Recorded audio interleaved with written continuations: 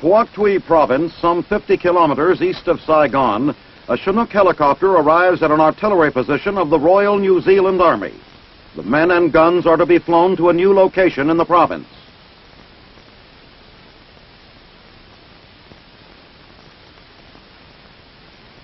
The internal loading of the aircraft is expedited as the New Zealand unit prepares to support Australian troops engaged in Operation Ingham.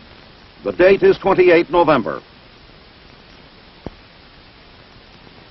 Sling-loaded material is hooked up, and the utility helicopter lifts off and heads southeastward toward the zone of operations.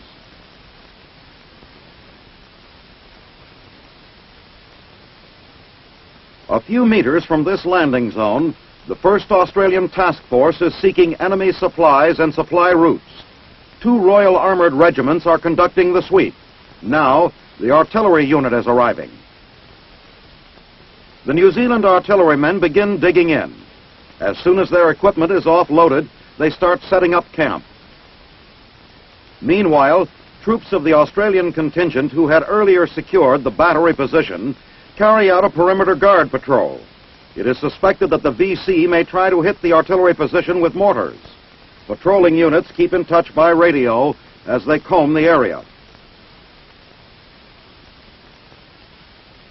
On the 29th of November, the day after the New Zealanders landed, the battery fires a mission in support of Australian APCs. The Australian armor has made contact with some VC, and the artillery is hitting enemy positions.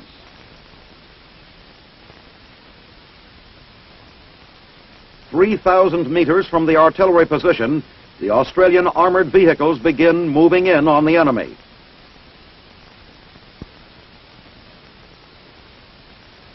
Now at close range, the men from down under are hit by a hail of small arms fire.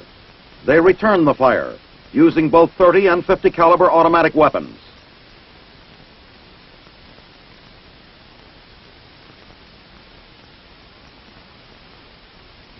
Abruptly, the enemy ceases firing, and the Royal Australian armored vehicles push on, continuing the search. But the enemy has fled and is nowhere to be found. At a prearranged rendezvous point, a Chinook helicopter brings in a load of collapsible fuel tanks from which the APCs will refuel in the field.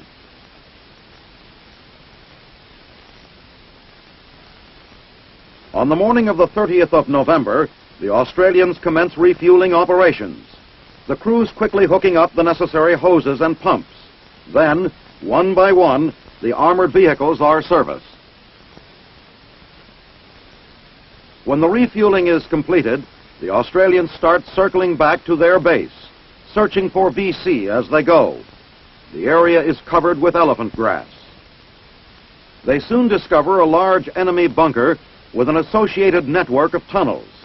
The entire complex is thoroughly searched, and though abandoned by the Viet Cong, it contains nearly 30 tons of polished rice. The searchers explore the various entrances with extreme caution. The rice is destroyed, and the task force moves out through the jungles and scrub growth of the coastal province.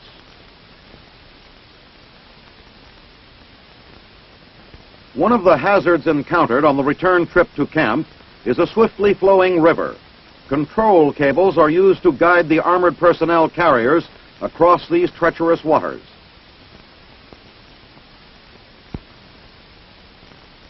Finally, the vehicles of the Royal Australian Armoured Regiment reach civilization once again and pass through a barbed wire fence and arrive in camp. Enemy prisoners taken during the 2-day search and clear mission are brought to the camp's airstrip. Here, they are transferred to an RAAF helicopter for transport to the regimental headquarters, where they will be interrogated.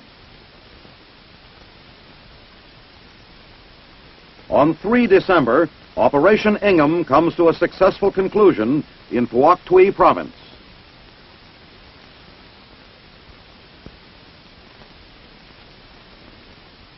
"64 kilometers northeast of Saigon, in the province of Phuoc, a village is about to be destroyed by elements of the 11th Armored Cavalry. But first, the people must be evacuated, along with their belongings. For some time now, the village has been infested with the VC. The surrounding area is leveled as operations begin. At the request of the Vietnamese provincial chief, the work of demolishing the village begins. Flamethrowers are used for the job. In the distance, an airstrike hits a group of VC fleeing from the area. Following the fiery destruction of the village, armored vehicles move in and mow down a thick banana grove. There is to be nothing left which might be of use to the enemy. Even these fruit trees must be denied the VC. Viet Cong snipers wounded one cavalryman while trying to deter the Americans from destroying the village. A flying ambulance is called in. The injured man is soon aboard the dust-off chopper and airborne for the hospital. On the highway far below, the Vietnamese villagers are rolling toward a life of freedom from oppression at the relocation center. The operation is over.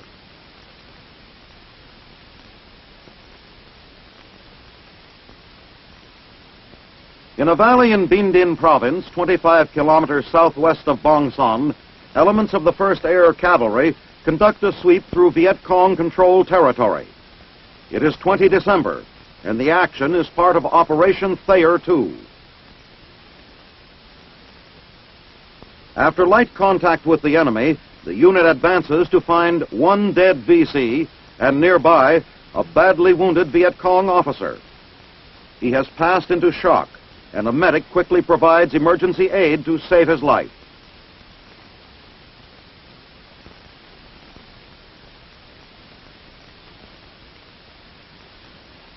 As soon as possible, a chopper is called in to evacuate the wounded prisoner.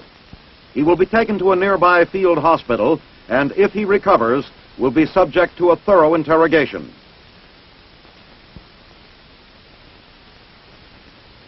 Operation Thayer II, which began on 25 October and has thus far accounted for more than 600 enemy dead, continues successfully.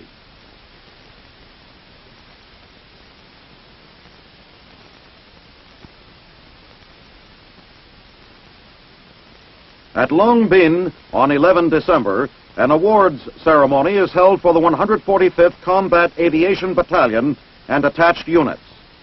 General William C. Westmoreland arrives with Colonel Raymond P. Campbell, commander of the 12th Combat Aviation Group, as participating troops present arms.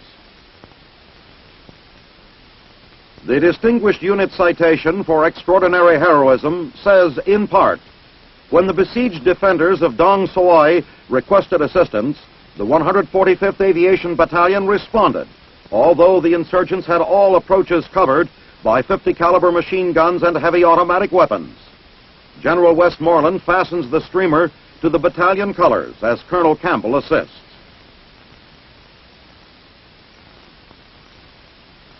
The general addresses the heliborne troops, referring to the citation, which concludes, the determination, indomitable courage, and extraordinary heroism demonstrated by these units participating with the 145th Aviation Battalion are in the highest traditions of the military service.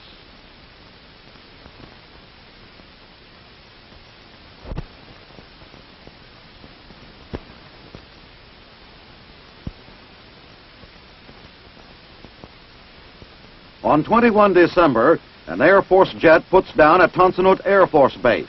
Among those debarking are the Army's Chief of Staff, General Harold K. Johnson, and Sergeant Major of the Army, William O. Wooldridge, arriving in Vietnam for a Christmas visit. On hand to greet the visitors is General Westmoreland, Commander-in-Chief MacV. The Army's top enlisted man is returning to Vietnam for meetings and visits with the troops. While the generals confer, Sergeant Wooldridge visits with enlisted men of the 18th Replacement Company. Good luck to you. Wish you all the best. And I hope if you should come by Washington, we'll stop in and see me, huh? I sure will. Come in and see the office we have for you there. Good luck to you. I may see you out at Fort Sill. I hope so. All the best to you, Jarvis. Nice to see you.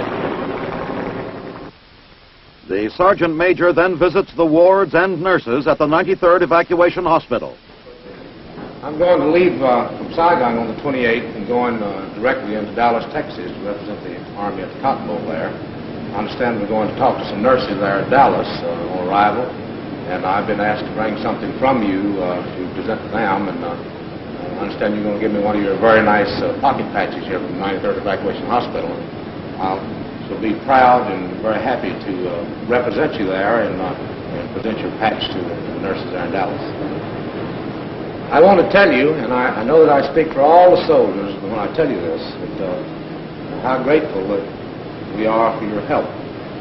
When I visit the hospitals around the states in my travels there, and I talk to a lot of soldiers who have been processed through your hospital here, going back to the states, and they always tell me how wonderful the nurses are, and so I know I speak for all of them when I say to you we're grateful, and we're very proud that you're a member of our team, and we certainly thank you for your help that you give the soldiers. The sergeant's trip would not be complete without a visit to his old unit, the Big Red 1. I'd like to say, while I have the opportunity, that I wish all of our soldiers around the world a very Merry Christmas and a Happy New Year, and I look forward to seeing you all in the future. I run an office for you at VIT and the Pentagon. I hope that you'll contact me there if I can be assistance to you, and I hope if you're in the Washington area, you'll stop in and see your office. Thank you.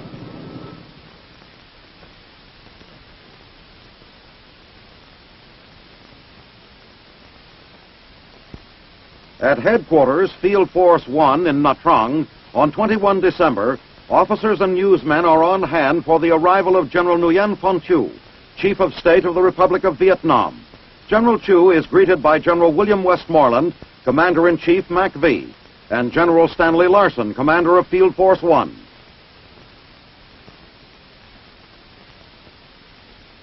The occasion is the presentation of awards to staff officers of Field Force 1. General Thieu is presenting the medals to the officers on behalf of the Republic of Vietnam in appreciation for their gallant service in the current conflict.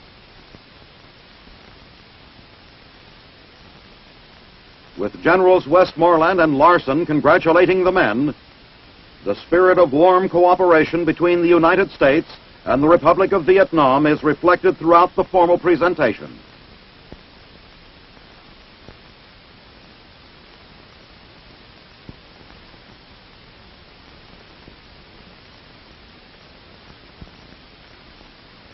At the Pentagon on 19 December 1966, a distinguished assembly attends the presentation of the Medal of Honor to First Lieutenant Walter J. Marm Jr. in a Special Army Full Honor Award ceremony. The honors include a 19-gun salute,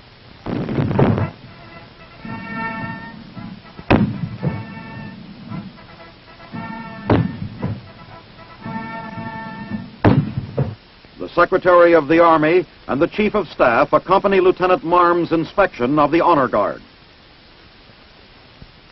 Secretary Stanley R. Reeser addresses the formation and guests. I am honored today to represent President Johnson at this ceremony. We are gathered to present this nation's highest award to First Lieutenant Walter J. Marm, Jr. Personal courage is a magnificent thing.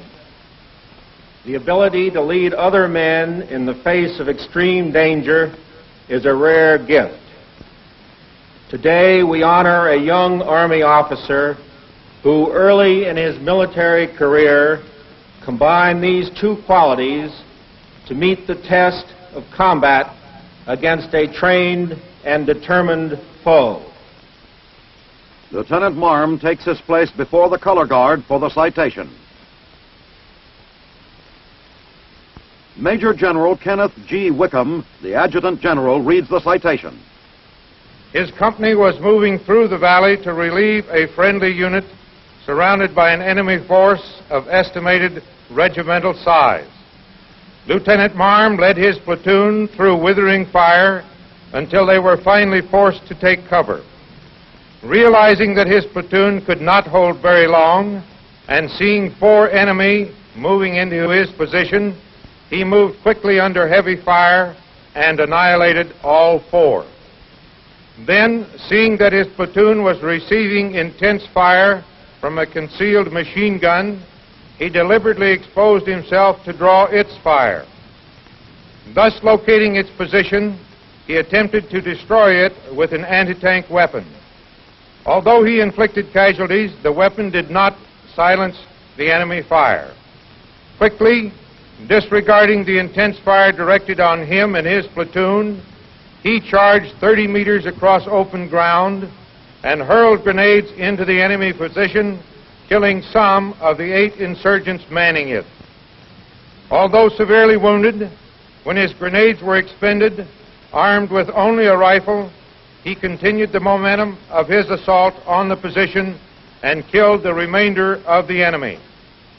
Lieutenant Marm's selfless actions reduced the fire on his platoon, broke the enemy assault, and rallied his unit to continue toward the accomplishment of its mission. The Medal of Honor is presented to Lieutenant Marm by Secretary Reeser for conspicuous gallantry on the battlefield and extraordinary intrepidity above and beyond the call of duty.